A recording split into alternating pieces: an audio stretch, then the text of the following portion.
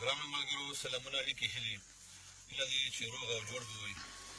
زه نن بیا د خپلو ملخیلو سیمې وتلی شاعر ښاغلی نور زمان خفګاني سره یم. د یو مزدګان خفګاني خل راوړی دی. زه ملخیل رنځور مینوالو خفګاني صاحب ډېر خوند او رنګ او درد نه ډک غزلې لیکي. مخکې ما یو ریپورټ کړی دی، به دلته شیر کړم.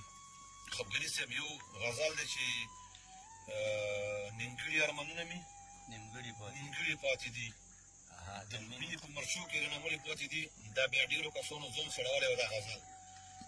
خو خیر خفګاني سره مو خبره وکړله، څپو هر څه مو ولیدل او تاریخ هر څه هغه به خفګانی درته ووایي. دا غزل د ښاغلي خفګاني نور زمان خفګاني صاحب دی.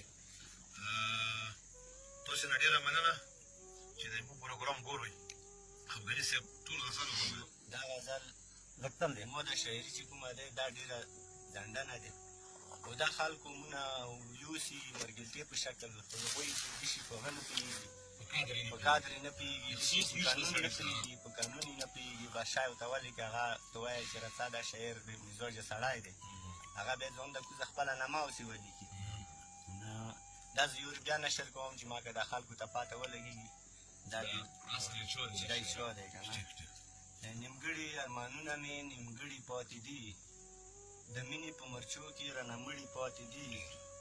اعلان د سولې نه کوم د مینې انقلاب دی، اعلان د سولې نه کوم د مینې انقلاب دی. خوندونه مې ټول هلته لاس تړلي پاتې دي. د خپلو ودو سپکه کړې دا څنګه اشنایي کړې، د خپلو ودو سپکه کړې دا څنګه اشنایي کړې. په لارو مې ګلونه غوړېدلي پاتې دي. د ستا د بڼو غشي مې تر عمره په زړه ښاخ دي، د ستا د بڼو غشي مې تر عمره په زړه ښاخ دي. چې تا پکې ټومبلي دي ټومبلي پاتې دي.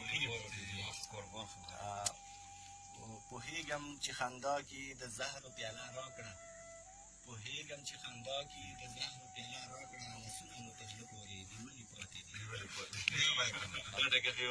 پوهېږم چې خندا کې د زهرو پیاله راکړه، لاسونه مې په زړه پورې نیولي پاتې دي.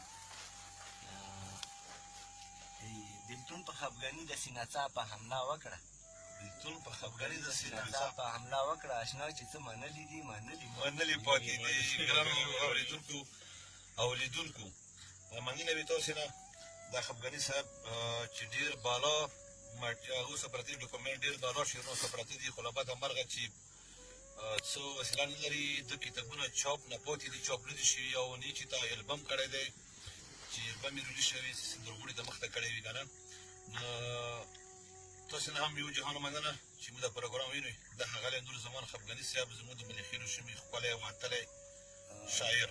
د ټولو مرګلو د رنځور صاحب چې څه مرګلي دي چې چا سره دا ټچ دی هغوی ته موږ طرفه یو جهان مننه او بل ټولو ته مو سلامونه وي، سپیشل سلامونه چې موږ څوک لیدوي هغوی ته مو سپیشل سلام.